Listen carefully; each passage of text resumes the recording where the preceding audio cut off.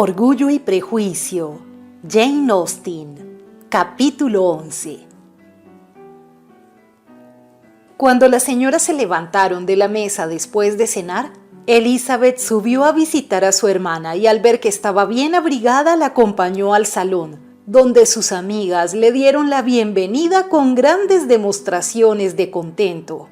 Elizabeth nunca las había visto tan amables como en la hora que transcurrió hasta que llegaron los caballeros. Hablaron de todo, describieron la fiesta con todo detalle, contaron anécdotas con mucha gracia y se burlaron de sus conocidos con humor. Pero en cuanto entraron los caballeros, Jane dejó de ser el primer objeto de atención.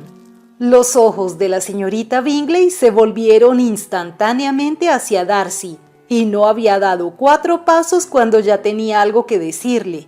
Él se dirigió directamente a la señorita Bennet y la felicitó cortésmente.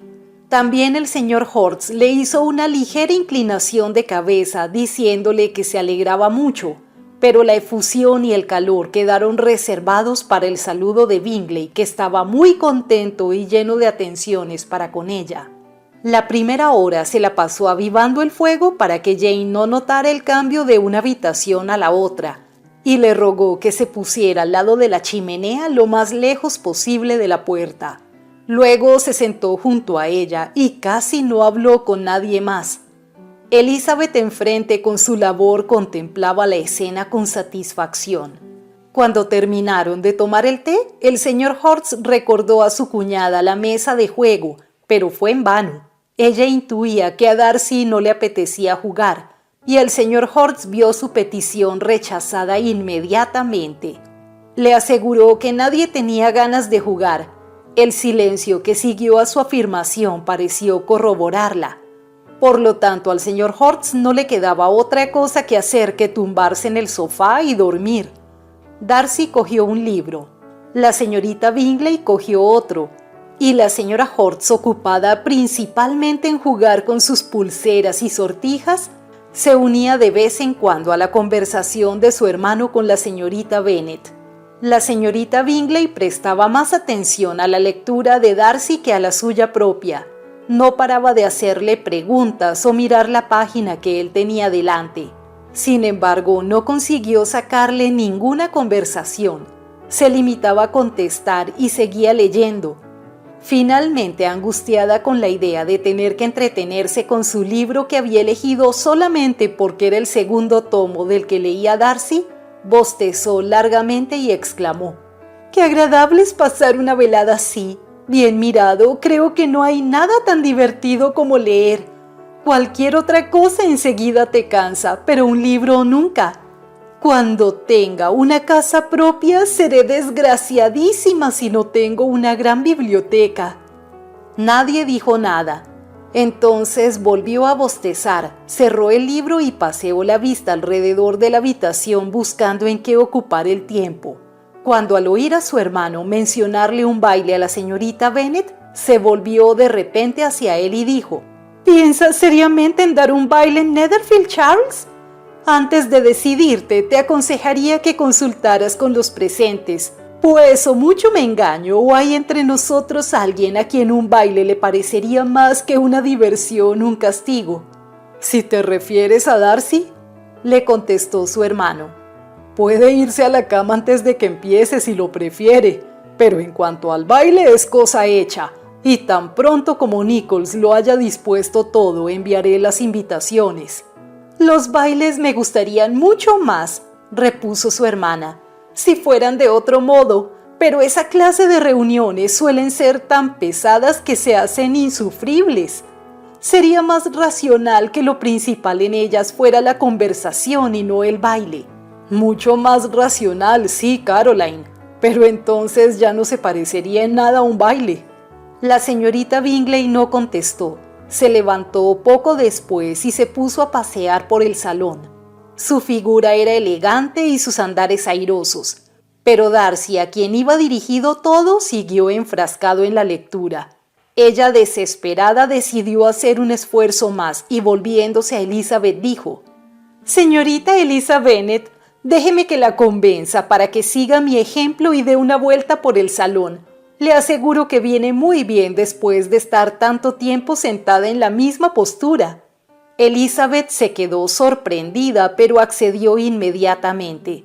La señorita Bingley logró lo que se había propuesto con su amabilidad. El señor Darcy levantó la vista. Estaba tan extrañado de la novedad de esta invitación como podía estarlo la misma Elizabeth. Inconscientemente cerró su libro. Seguidamente le invitaron a pasear con ellas, a lo que se negó, explicando que solo podía haber 2 motivos para que paseasen por el salón juntas, y si se uniera a ellas, interferiría en los 2. ¿Qué querría decir? La señorita Bingley se moría de ganas por saber cuál sería el significado y le preguntó a Elizabeth si ella podía entenderlo. En absoluto, respondió. Pero sea lo que sea, es seguro que quiere dejarnos mal, y la mejor forma de decepcionarle será no preguntarle nada.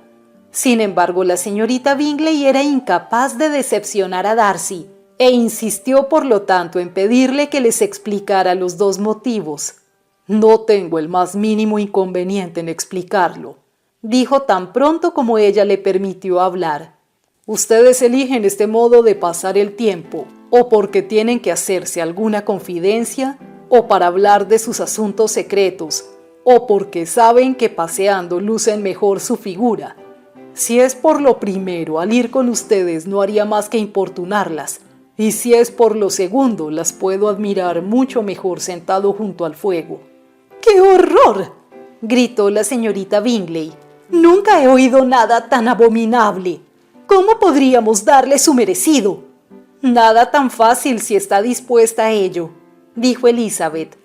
«Todos sabemos fastidiar y mortificarnos unos a otros. Búrlese, ríase de él. Siendo tan íntima amiga suya, sabrá muy bien cómo hacerlo». «No sé, le doy mi palabra. Le aseguro que mi amistad con él no me ha enseñado cuáles son sus puntos débiles.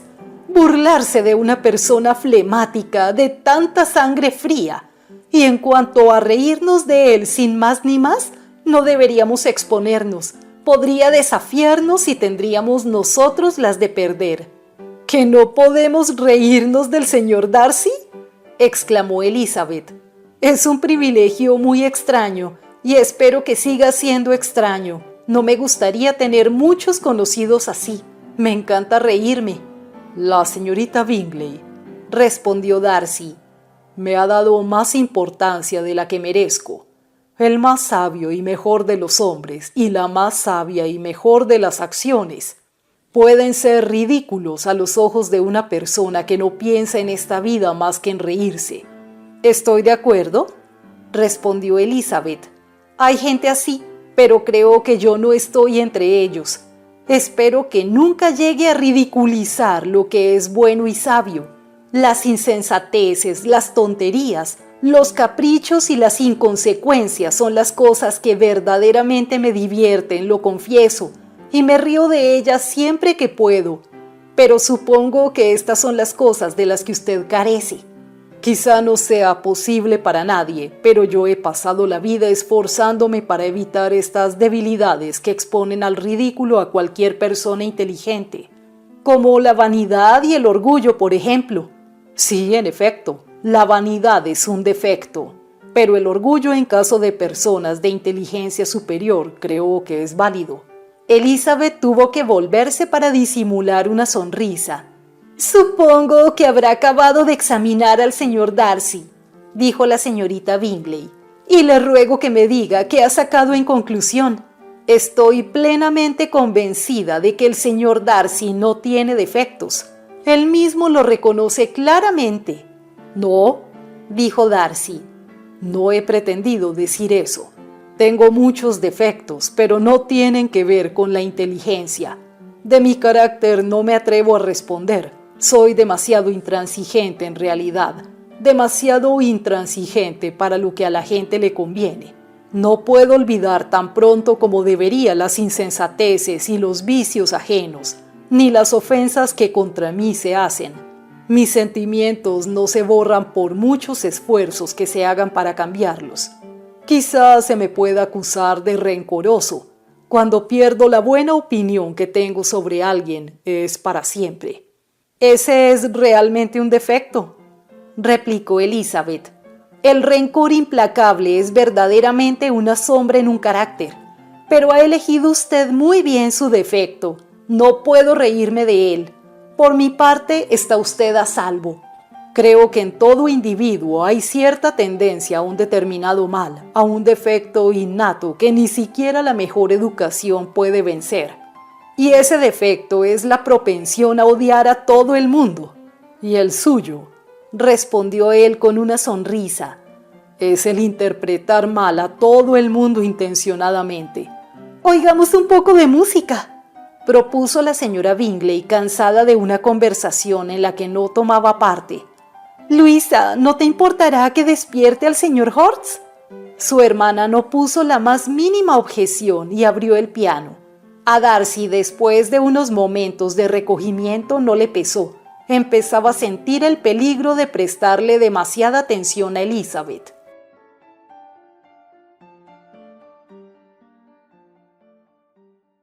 Capítulo 11. De acuerdo con su hermana, Elizabeth escribió a su madre a la mañana siguiente pidiéndole que les mandara el coche aquel mismo día, pero la señora Bennet había calculado que sus hijas estarían en Netherfield hasta el martes, en que haría una semana justa que Jane había llegado allí, y no estaba dispuesta a que regresaran antes de la fecha citada. Así pues, su respuesta no fue muy favorable, o por lo menos no fue la respuesta que Elizabeth hubiera deseado, pues estaba impaciente por volver a su casa. La señora Bennet les contestó que no le era posible enviarles el coche antes del martes. En la postdata añadía que si el señor Bingley y su hermana les insistían para que se quedaran más tiempo, no lo dudaran, pues podía pasar muy bien sin ellas. Sin embargo, Elizabeth estaba dispuesta a no seguir allí por mucho que se lo pidieran. Temiendo al contrario resultar molestas por quedarse más tiempo innecesariamente, rogó a Jane que le pidiera el coche a Bingley enseguida, y por último decidieron exponer su proyecto de salir de Netherfield aquella misma mañana y pedir que les prestaran el coche. La noticia provocó muchas manifestaciones de preocupación. Les expresaron reiteradamente su deseo de que se quedaran por lo menos hasta el día siguiente, y no hubo más remedio que demorar la marcha hasta entonces. A la señorita Bingley le pesó después haber pospuesto la demora, porque los celos y la antipatía que sentía por una de las hermanas era muy superior al afecto que sentía por la otra. Al señor de la casa le causó mucha tristeza el saber que se iban a ir tan pronto, e intentó inconscientemente convencer a Jane de que no sería bueno para ella porque todavía no estaba totalmente recuperada. Pero Jane era firme cuando sabía que obraba como debía. A Darcy le pareció bien la noticia. Elizabeth había estado ya bastante tiempo en Netherfield. Le atraía más de lo que él quería, y la señorita Bingley era descortés con ella y con él más molesta que nunca. Se propuso tener especial cuidado en que no se le escapara ninguna señal de admiración ni nada que pudiera hacer creer a Elizabeth que tuviera ninguna influencia en su felicidad. Consciente de que podía haber sugerido semejante idea, su comportamiento durante el último día debía ser decisivo para confirmársela o quitársela de la cabeza. Firme en su propósito, apenas le dirigió 10 palabras en todo el sábado. Y a pesar de que los dejaron solos durante media hora, se metió de lleno en su libro y ni siquiera la miró. El domingo, después del oficio religioso de la mañana, tuvo lugar la separación tan grata para casi todos. La cortesía de la señorita Bingley con Elizabeth aumentó rápidamente en el último momento, así como su afecto por Jane. Al despedirse, después de asegurar a esta última el placer que siempre le daría verla tanto en Longbourn como en Netherfield y darle un tierno abrazo, a la primera solo le dio la mano. Elizabeth se despidió de todos con el espíritu más alegre que nunca. La madre no fue muy cordial al darles la bienvenida. No entendía por qué habían regresado tan pronto y les dijo que hacían muy mal en ocasionarles semejante contrariedad. Estaba segura de que Jane había cogido frío otra vez Pero el padre, aunque era muy lacónico al expresar la alegría, estaba verdaderamente contento de verlas. Se había dado cuenta de la importancia que tenían en el círculo familiar. Las tertulias de la noche, cuando se reunían todos, habían perdido la animación e incluso el sentido con la ausencia de Jane y Elizabeth. Hallaron a Mary como de costumbre enfrascada en el estudio profundo de la naturaleza humana. Tenían que admirar sus nuevos resúmenes y escuchar las observaciones que había hecho recientemente sobre una moral muy poco convincente. Lo que Catherine y Lydia tenían que contarles era muy distinto. Se habían hecho y dicho muchas cosas en el regimiento desde el miércoles anterior. Varios oficiales habían cenado recientemente con su tío. Un soldado había sido azotado y corría el rumor de que el coronel Forster iba a casarse.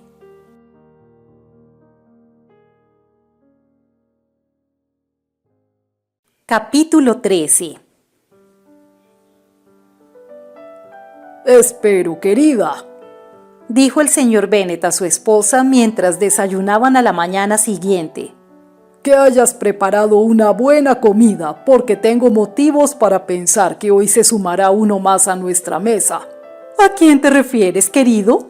No tengo noticia de que venga nadie, a no ser que Charlotte Lucas se le ocurra visitarnos, y me parece que mis comidas son lo bastante buenas para ella. No creo que en su casa sean mejores. La persona de la que hablo es un caballero y forastero. Los ojos de la señora Bennet relucían como chispas. ¿Un caballero y forastero? Es el señor Bingley, no hay duda. ¿Por qué nunca dices ni palabra de estas cosas, Jane?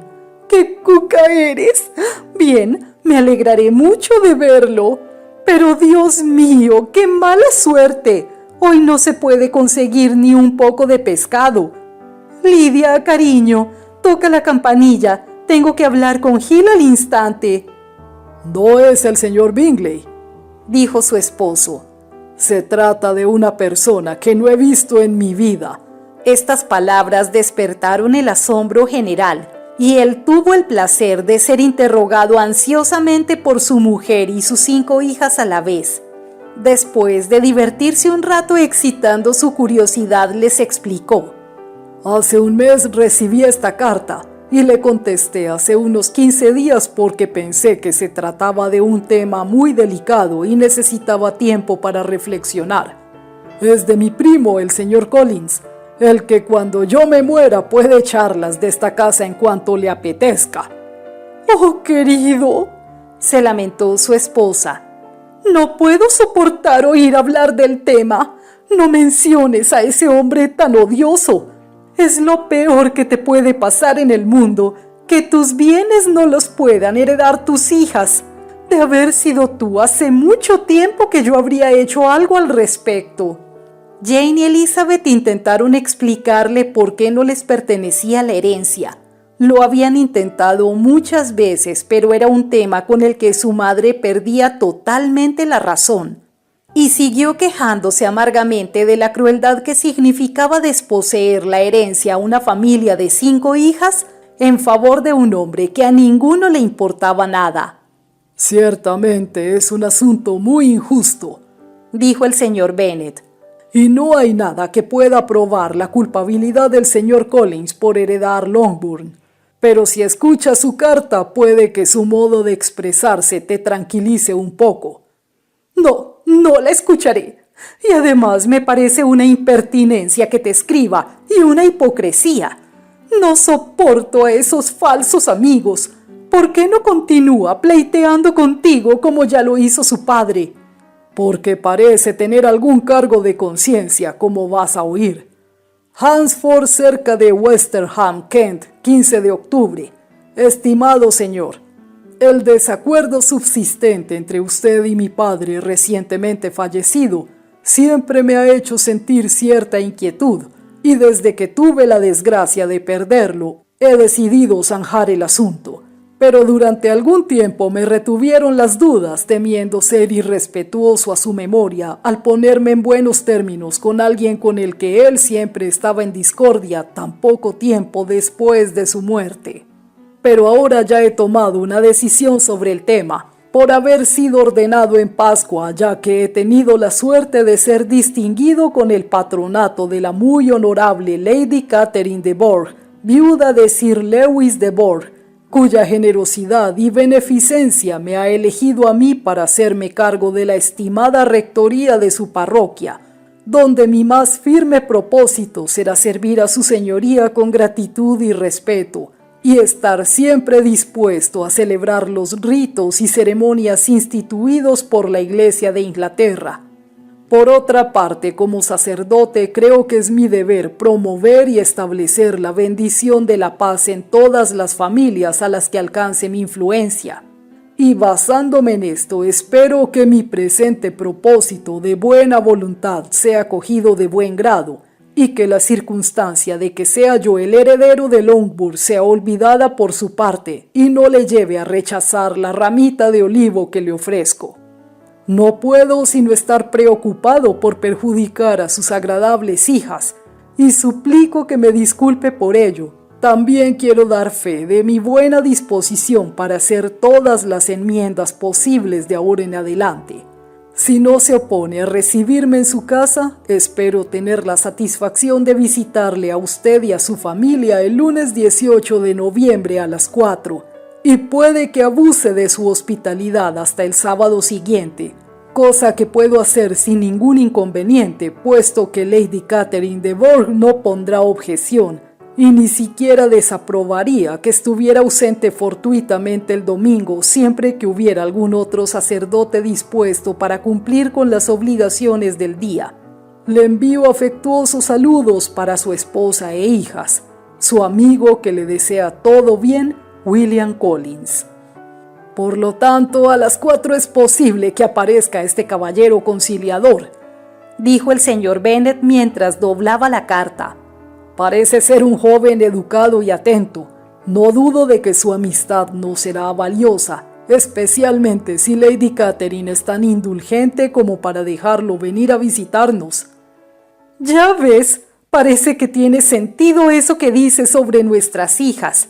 Si está dispuesto a enmendarse, no seré yo la que lo desanime.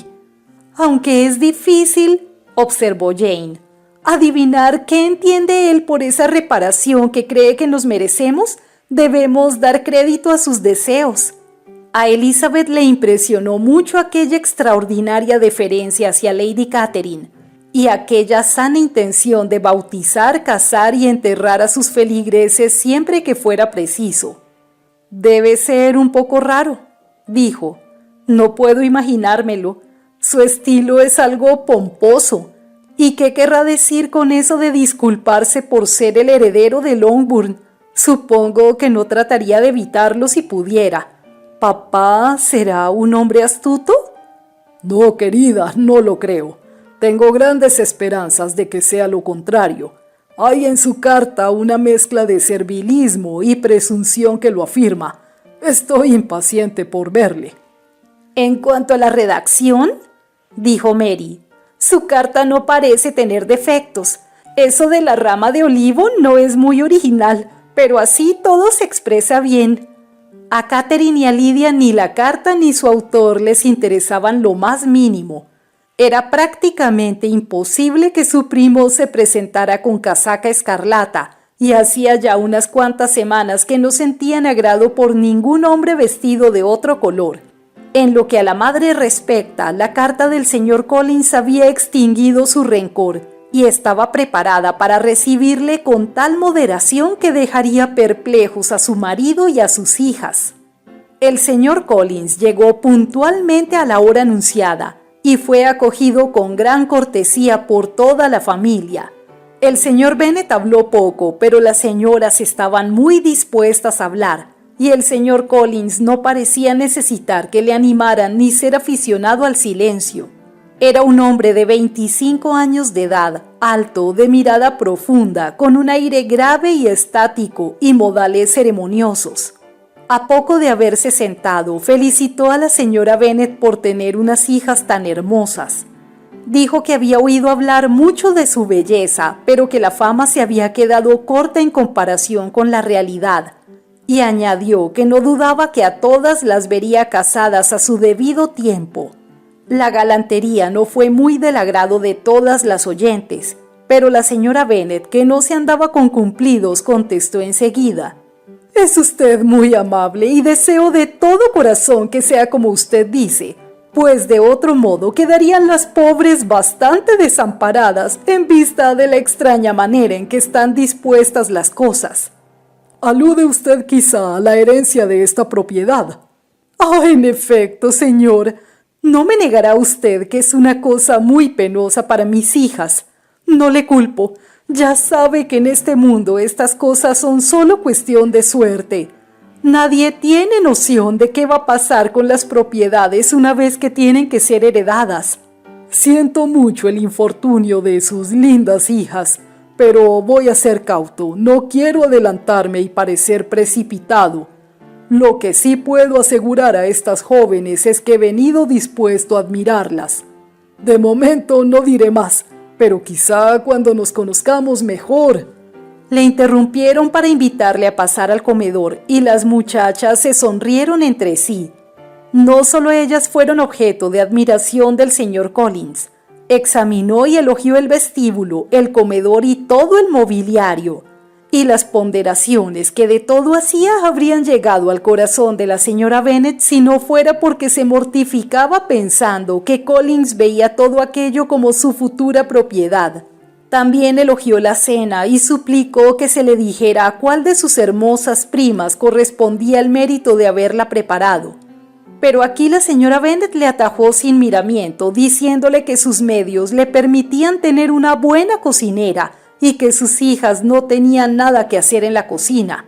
Él se disculpó por haberla molestado y ella en tono muy suave le dijo que no estaba nada ofendida, pero Collins continuó excusándose durante un cuarto de hora.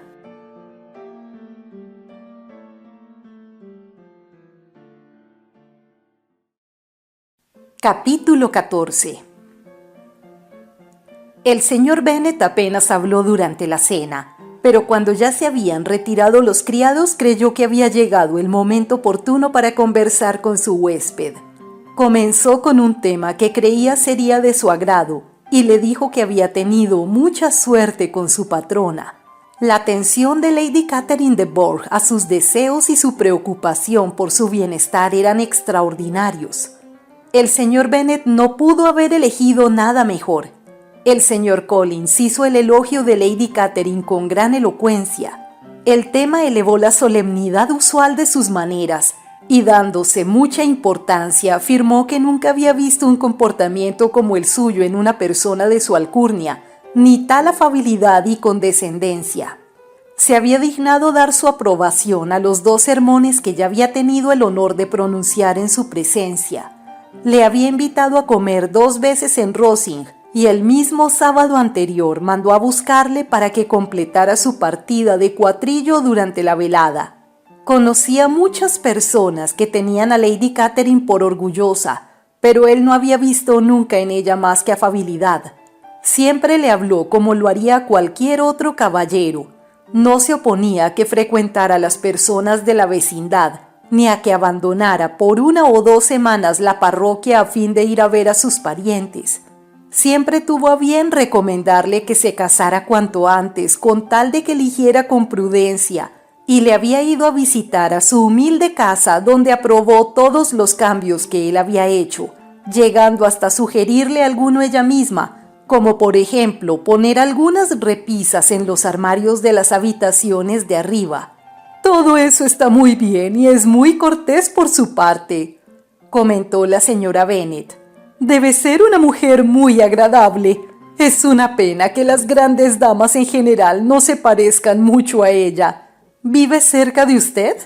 Rosings Park, residencia de su señoría, está solo separado por un camino de la finca en la que está ubicada mi humilde casa. «Creo que dijo usted que era viuda. ¿Tiene familia?» «No tiene más que una hija, la heredera de Rosings, y de otras propiedades extensísimas». «¡Ay!», suspiró la señora Bennet moviendo la cabeza. «Está en mejor situación que muchas otras jóvenes. ¿Qué clase de muchacha es? ¿Es guapa? Es realmente una joven encantadora. La misma Lady Catherine dice que, haciendo honor a la verdad, en cuanto a belleza se refiere, supera con mucho a las más hermosas de su sexo, porque hay en sus facciones ese algo que revela en una mujer su distinguida cuna. Por desgracia es de constitución enfermiza, lo que le ha impedido progresar en ciertos aspectos de su educación, que a no ser por eso serían muy notables, según me ha informado la señora que dirigió su enseñanza y que aún vive con ellas. Pero es muy amable y a menudo tiene la bondad de pasar por mi humilde residencia con su pequeño faetón y sus jacas. ¿Ha sido ya presentada en sociedad? No recuerdo haber oído su nombre entre las damas de la corte. El mal estado de su salud no le ha permitido, desafortunadamente, ir a la capital, y por ello, como le dije un día a Lady Catherine, ha privado a la corte británica de su ornato más radiante. Su señoría pareció muy halagada con esta apreciación, y ya pueden ustedes comprender que me complazco en dirigirles siempre que tengo ocasión estos pequeños y delicados cumplidos que suelen ser gratos a las damas. Más de una vez le he hecho observar a Lady Catherine que su encantadora hija parece haber nacido para duquesa y que el más elevado rango, en vez de darle importancia, quedaría enaltecido por ella. Esta clase de cosillas son las que agradan a su señoría, y me considero especialmente obligado a tener con ella tales atenciones. Juzga usted muy bien, dijo el señor Bennet. Y es una suerte que tenga el talento de saber adular con delicadeza. Puedo preguntarle si esos gratos cumplidos se le ocurren espontáneamente o si son el resultado de un estudio previo. Normalmente me salen en el momento, aunque a veces me entretengo en meditar y preparar estos pequeños y elegantes cumplidos para poder adaptarlos en las ocasiones que se me presenten. Siempre procuro darles un tono lo menos estudiado posible. Las suposiciones del señor Bennet se habían confirmado. Su primo era tan absurdo como él creía. Le escuchaba con intenso placer, conservando no obstante la más perfecta compostura, y a no ser por alguna mirada que le lanzaba de vez en cuando a Elizabeth, no necesitaba que nadie más fuera partícipe de su gozo. Sin embargo, a la hora del té ya habían tenido bastante, y el señor Bennet tuvo el placer de llevar a su huésped de nuevo al salón. Cuando el té hubo terminado, le invitó a que leyera algo en voz alta a las señoras. Collins accedió al punto y trajeron un libro, pero en cuanto lo vio, se notaba enseguida que era de una biblioteca circundante. Se detuvo, pidió que le perdonaran y dijo que jamás leía novelas. Kitty le miró con extrañeza y a Lidia se le escapó una exclamación. Le trajeron otros volúmenes y tras algunas dudas eligió los sermones de Fordyce. No hizo más que abrir el libro y ya Lidia empezó a bostezar, y antes de que Collins con monótona solemnidad hubiera leído 3 páginas, la muchacha le interrumpió diciendo: ¿Sabes, mamá, que el tío Phillips habla de despedir a Richard? Y si lo hace, lo contratará el señor Foster. Me lo dijo la tía el sábado. Iré mañana a Meryton para enterarme de más y para preguntar cuándo viene a la ciudad el señor Denny. Las 2 hermanas mayores le rogaron a Lidia que se callara, pero Collins, muy ofendido, dejó el libro y exclamó: Con frecuencia he observado lo poco que les interesa a las jóvenes los libros de temas serios, a pesar de que fueron escritos por su bien. Confieso que me asombra, pues no puede haber nada tan ventajoso para ellas como la instrucción, pero no quiero seguir importunando a mi primita. Se dirigió al señor Bennet y le propuso una partida de Vagamon. El señor Bennet aceptó el desafío y encontró que obraba muy sabiamente al dejar que las muchachas se divirtieran con sus frivolidades. La señora Bennet y sus hijas se deshicieron en disculpas por la interrupción de Lidia, y le prometieron que ya no volvería a suceder si quería seguir leyendo. Pero Collins les aseguró que no estaba enojado con su prima y que nunca podría interpretar lo que había hecho como una ofensa, y sentándose en otra mesa con el señor Bennet se dispuso a jugar al Vagamon.